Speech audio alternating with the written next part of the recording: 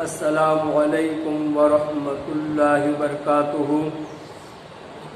صلو علی الحبیب صلی اللہ علی محمد صلی اللہ تعالی علیہ وسلم۔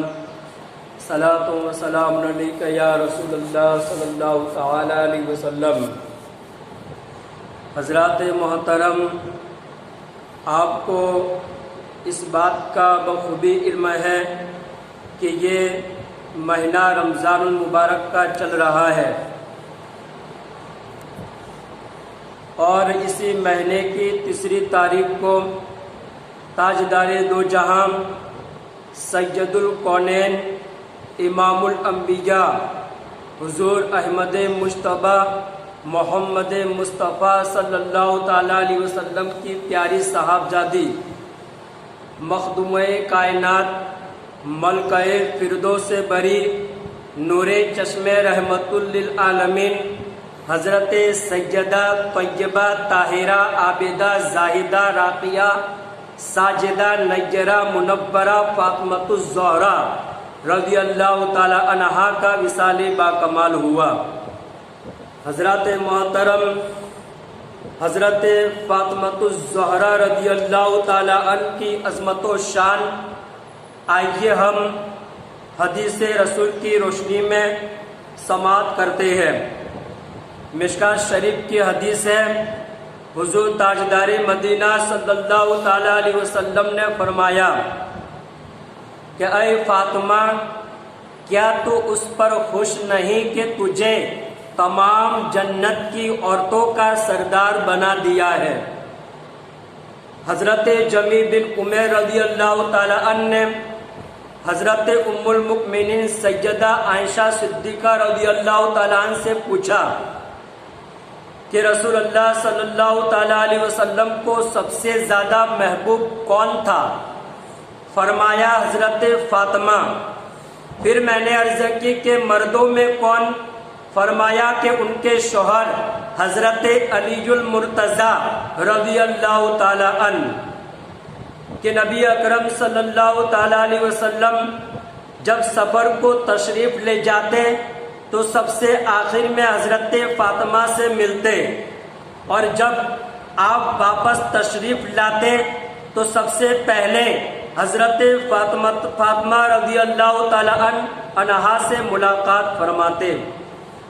ام المؤمنین حضرت عائشہ صدیقہ رضی اللہ تعالی عنہا فرماتی ہے کہ حضرت سیدہ فاطمہ رضی اللہ تعالی عنہا اٹھتے بیٹھنے میں، چلنے پھرنے میں، عادات و اطوار میں، حسن و کردار و گفتار میں سب سے زیادہ حضور اکرم صلی اللہ تعالی علیہ وسلم سے مشابہ تھی۔ ام المؤمنین فرماتی ہے کہ جب حضرت فاطمہ نبی اکرم صلی اللہ تعالی علیہ وسلم کے پاس تشریف لاتی تو آپ ان کے لیے کھڑے ہو جاتے اور انہیں بوسہ دیتے اور محبت سے اپنی جگہ بٹھا دیتے، اور جب نبی اکرم صلی اللہ تعالی علیہ وسلم ان کے پاس تشریف لے جاتے تو آپ کھڑی ہو جاتی اور آپ کے دستے مبارک کو چوم لیتی اور ادب و احترام سے اپنی جگہ بٹھاتی۔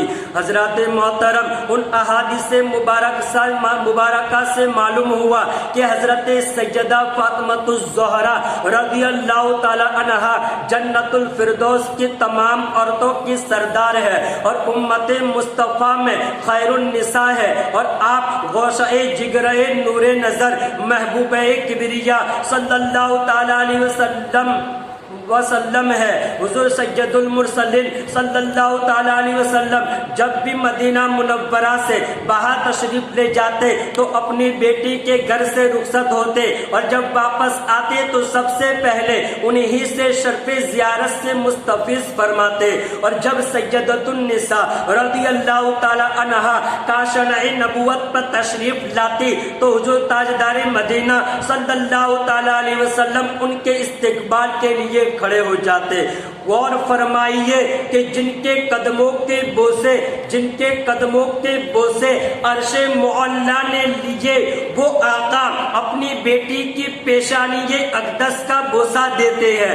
حضرت شہزادی رسول سیدہ بتول رضی اللہ تعالی عنہا کے ساتھ خالق کائنات بھی محبت فرماتا ہے، اور جناب سرور کائنات صلی اللہ تعالی علیہ وسلم بھی محبت فرماتے ہیں۔ حضرت ابو سعید خدری رضی اللہ تعالیٰ عنہ فرماتے ہیں کہ حضور اکرم صلی اللہ تعالیٰ علیہ وسلم نے فرمایا کہ بے شک اللہ تعالیٰ فاطمہ کے غضبناک ہونے سے غضبناک ہو جاتا ہے اور اس سے راضی ہو جانے سے راضی ہو جاتا ہے۔ حضرت رسول اکرم صلی اللہ تعالیٰ علیہ وسلم نے فرمایا کہ فاطمہ میرے جگر کا ٹکڑا ہے، جس نے اس کو ناراض کیا اس نے مجھ کو ناراض کیا۔ حضرت محترم حضرت سیدہ فاطمہ الزہرا رضی اللہ تعالی عنہا کو راضی کرنا خدائے کریم کو راضی کرنا ہے، اور ان کو ناراض کرنا خدائے تعالیٰ کے غضب کو دعوت دینا ہے۔ حضور تاجدار دو جہاں صلی اللہ تعالی علیہ وسلم نے فرمایا کہ فاطمہ میرے جگر کا گوشہ ہے، جس نے فاطمہ کو ناراض کیا اس نے مجھے ناراض کیا، اور جس نے مجھے ناراض کیا اس نے اللہ تعالیٰ کو ناراض کیا۔ حضرت محترم حضرت رسول خدا صلی اللہ تعالی علیہ وسلم اپنے مرض وفات میں حضرت فاطمہ رضی اللہ تعالی عنہ کو اپنے پاس بلا کر ان کے کان میں کوئی بات فرمائی تو وہ رونے لگی، پھر تھوڑی دیر کے بعد ان کے کان میں ایک اور بات کہی تو وہ ہنسنے لگی۔ حضرت عائشہ رضی اللہ تعالی عنہا کو یہ دیکھ کر بڑا تعجب ہوا۔ انہوں نے حضرت فاطمہ رضی اللہ تعالی عنہا سے اس رونے اور ہنسنے کا سبب پوچھا تو انہوں نے صاف کہہ دیا کہ میں رسول اللہ صلی اللہ تعالی علیہ وسلم کے راز کو ظاہر نہیں کر سکتے۔ جب حضور صلی اللہ تعالی علیہ وسلم کی وفات ہو گئی تو حضرت عائشہ رضی اللہ تعالی عنہ دوبارہ دریافت کیا، دوبارہ پوچھا تو حضرت فاطمہ رضی اللہ تعالی عنہا نے کہا کہ حضور اقدس صلی اللہ تعالی علیہ وسلم نے پہلی مرتبہ میری کان میں یہ فرمایا تھا کہ میں اپنے اس بیماری میں وفات پا جاؤں گا۔ یہ سن کر میں فرتے غم سے رو پڑی، پھر فرمایا کہ اے فاطمہ میرے گھر والوں میں سب سے پہلے تم وفات پا کر مجھ سے ملو گی۔ یہ سن کر میں ہنس پڑی۔ حضور صلی اللہ تعالی علیہ وسلم سے میری جدائی کا زمانہ بہت ہی کم ہو گیا۔ اہل علم جانتے ہیں کہ یہ دونوں غیب کی خبریں ہیں، حرف بحرف پوری ہوئی کہ آپ اپنے اسی بیماری کی حالت میں وفات پائی، اور حضرت فاطمہ رضی اللہ تعالی عنہا بھی صرف 6 مہینے کے بعد وفات پا کر حضور صلی اللہ تعالی علیہ وسلم سے جا ملی۔ صلو علی الحبیب صلی اللہ علی محمد صلی اللہ تعالی علیہ وسلم۔ حضرات محترم، آئیے حضرت فاطمہ الزہرا رضی اللہ تعالی عنہ کا وصال کس طرح ہوا اسے بھی سماعت فرمائیے۔ حضرت سیدۃ النساء فاطمہ الزہرا رضی اللہ تعالی عنہا اپنے ابا حضور نبی کریم صلی اللہ تعالی علیہ وسلم کی جدائی ایک لمحہ کے لیے بھی برداشت نہ کر سکتی تھی۔ چنانچہ جب حضور تاجدار دو جہاں صلی اللہ تعالی علیہ وسلم اس دار فانی سے پردہ فرمایا تو جناب سیدہ شب و روز اپنے ابا جان کی جدائی میں روتی رہتی۔ اسی درد علم میں 6 ماہ کا عرصہ گزر گیا۔ ایک دن مولائے کائنات علی مرتضی کرم اللہ وجہ الکریم گھر تشریف لائے تو کیا دیکھتے ہیں کہ بنت رسول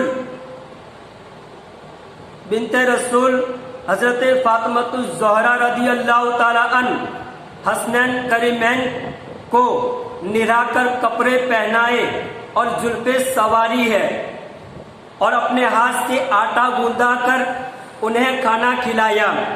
حضرت علی رضی اللہ تعالیٰ عنہ جب یہ مصروفیت دیکھی تو فرمایا اے نور چشم رحمت للعالمین، اے حسنین کریمین کی مادر مہربان، کیا وجہ ہے کہ آج تم نے خلاف معمول بڑے اہتمام کے ساتھ شہزادوں کو نہلایا اور پھر خود اپنے ہاتھوں سے کھانا کھلایا؟ مولا کائنات نے اس سوال پر مخدومہ کائنات حضرت فاطمہ الزہرا رضی اللہ تعالیٰ عنہ کے آنکھوں میں آنسو آ گئے اور کہا کہ اے میرے سرتاج، ہماری اور تمہاری جدائی کا وقت قریب آ گیا۔ آج رات مجھے خواب میں ابا حضور کی زیارت نصیب ہوئی، کیا دیکھتی ہوں کہ آپ میرے سرہانے تشریف فرما ہے اور ادھر ادھر ملاحظہ فرما رہے ہیں جیسے کہ کسی کا انتظار ہو۔ جو ہی میں نے ابا جان کو دیکھا تو بےتاب ہو کر پکاری، یا ابتاہو اینا اتت، اے ابا جان آپ کہاں ہیں؟ میں نے تو آپ کے لیے بے قرار اور بے چین ہوں، آپ کی فرقت میں تڑپتی رہتی ہوں۔ تو سید الانبیاء صلی اللہ تعالیٰ علیہ وسلم نے فرمایا اے جانے پدر، ایام فراق گزر گئے اور وقت وصال قریب آ گیا ہے، اب تم جلد سے مجھے آ ملو گی، میں تمہیں لینے آیا ہوں۔ حضرات محترم اس خواب کو بیان کرنے کے بعد جناب سیدہ نے عرض کیا اے حسنین کے ابا جان، میرا خیال ہے کہ آج رات میں تم سے جدا ہو جاؤں گی، اس لیے اپنے ہاتھ سے روٹیاں پکا کر اپنے حسین کو کھلا رہی ہوں اور انہیں کپڑے پہنا کر دلہا بنا رہی ہوں۔ میرے وصال کے بعد میرے شہزاد گان یتیم ہو جائیں گے اور وہ میرے بعد روٹی کس سے مانگیں گے، وہ امی کہہ کر کس سے پکاریں گے، نہ معلوم ان کے کپڑے کوئی دھوئے یا نہ دھوئے۔ حضرات محترم مولا مشکل کشا کرم اللہ وجہ الکریم نے جب سیدہ کی یہ گفتگو سنی، یہ باتیں سنی، تو ان کے آنکھوں سے آنسو جاری ہو گئے۔ جناب سیدہ نے عرض کی اے شیر خدا، غم مفارقت میں صبر کرنا اور میرے وصال کے بعد نہ رونا، تمہارے رونے سے میرے حسنین کو صدمہ ہوگا اور ان کے صدمے سے میری روح پریشان ہوگی۔ پھر مخدوم کائنات نے چند وصیتیں فرمائی، اگر میری طرف سے آپ کو کوئی تکلیف پہنچی ہو تو خدا کے لیے مجھے معاف فرما دے۔ دوسری بات یہ کی کہ میرے وصال کے بعد میرے بچے یتیم ہو جائیں گے اور ان پر شفقت فرمانا اور انہیں رونے نہ دینا اور انہیں یتیمی کا احساس نہ ہونے دینا۔ تیسری وصیت یہ فرمائی کہ میرے جنازے کو رات کے وقت اٹھانا۔ چوتھی وصیت یہ کی کہ مجھے نہ بھولا دینا، میری قبر پر تشریف لاتے رہنا اور میرے لیے دعائیں خیر فرماتے رہنا۔ یہ وصیت سن کر جناب مولا مشکل کشا کی آنکھیں اشک بار ہو گئی، ان کی آنکھوں سے آنسو جاری ہو گئے اور روتے ہوئے فرمایا کہ تمہاری وصیتوں پر پورا عمل کیا جائے گا۔ بعد ازاں حضرت سیدہ رضی اللہ تعالی عنہا حضرت اسماء بنت امیس زوجہ سیدہ صدیق اکبر رضی اللہ تعالی عنہا کی طرف متوجہ ہوئی اور ان سے فرمایا کہ اے اسماء، مجھے اس بات کی زیادہ فکر ہے کہ میرا جنازہ جب باہر جائے گا تو لوگ دیکھیں گے۔ حضرت اسماء نے عرض کیا یا سیدہ، میں نے حبشہ میں دیکھا ہے کہ عورتوں کے جنازوں پر نرم شاخوں کے کمان کی طرح باندھ کر اوپر سے چادر ڈال دیتے ہیں، اسی طرح جنازہ نکالتے ہیں، پردہ دری نہیں ہوتی۔ جناب سیدہ نے وہ گہوارہ بنوا کر ملاحظہ فرمایا اور بہت ہی خوش ہوئی۔ پھر وصیت فرمائی کہ میرا جنازہ اسی گہوارے میں اٹھایا جائے اور اے اسماء، مجھے غسل بھی تم دینا۔ پھر جناب سیدہ نے حضرت اسماء سے فرمایا کہ تم تھوڑی دیر کے لیے حجرے سے باہر چلی جاؤ تاکہ میں تھوڑی دیر اپنے رب سے حضور کی مناجات عرض کر لوں۔ حضرت اسما حسب حکم باہر تشریف لے گئی۔ چند لمحے گزرنے کے بعد جب آپ کے دل میں کچھ خیال آیا اور دروازے کے قریب آ گئی، حضرت اسما رضی اللہ تعالیٰ عنہ نے جب دروازے پر کان لگائے تو اندر سے آہو فغاں کی آوازیں آ رہی تھی۔ حضرت اسما بےتاب ہو کر حجرے کے اندر تشریف لے گئی تو کیا دیکھتی ہے کہ مخدوم کائنات بنت رسول سیدہ بطول رضی اللہ تعالیٰ عنہ بارگاہ خداوندی میں سجدہ ریز ہے اور روتے ہوئے بارگاہ خداوندی میں یہ دعا مانگ رہی ہے کہ اے میرے اللہ، میرے ابا حضور نبی اکرم صلی اللہ تعالیٰ علیہ وسلم کے صدقے سے میرے جگرے گوشوں کو میرے وصال کے بعد صبر عطا فرمانا۔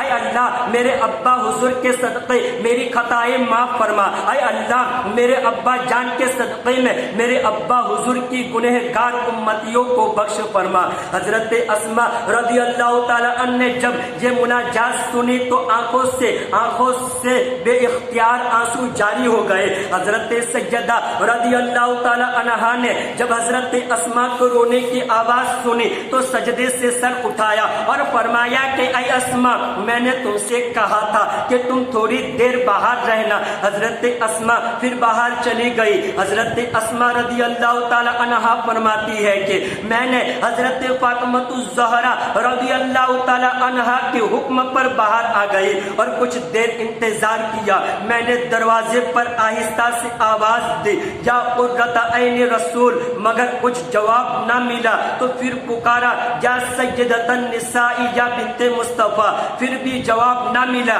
تو میں بےتاب ہو کر اندر داخل ہو گئی اور آپ کے چہرے انور سے ردائے مبارک کو ہٹایا تو دیکھا کہ آپ کی روح پاک کب سے انصری سے پرواز کر کے دارالفنا سے دارالبقا کی طرف پرواز کر چکی تھی۔ انا للہ و انا الیہ راجعون۔ اللہ تبارک و تعالیٰ کی بارگاہ میں دعا گو ہوں کہ اللہ تبارک و تعالیٰ ہمیں حضرت فاطمہ الزہرا رضی اللہ تعالیٰ عنہا سے سچی اور پکی محبت عطا فرمائے اور ماہ رمضان المبارک کے روزے رکھنے کی توفیق نصیب فرمائے۔ وآخر دعوانا ان الحمد للہ رب العالمین۔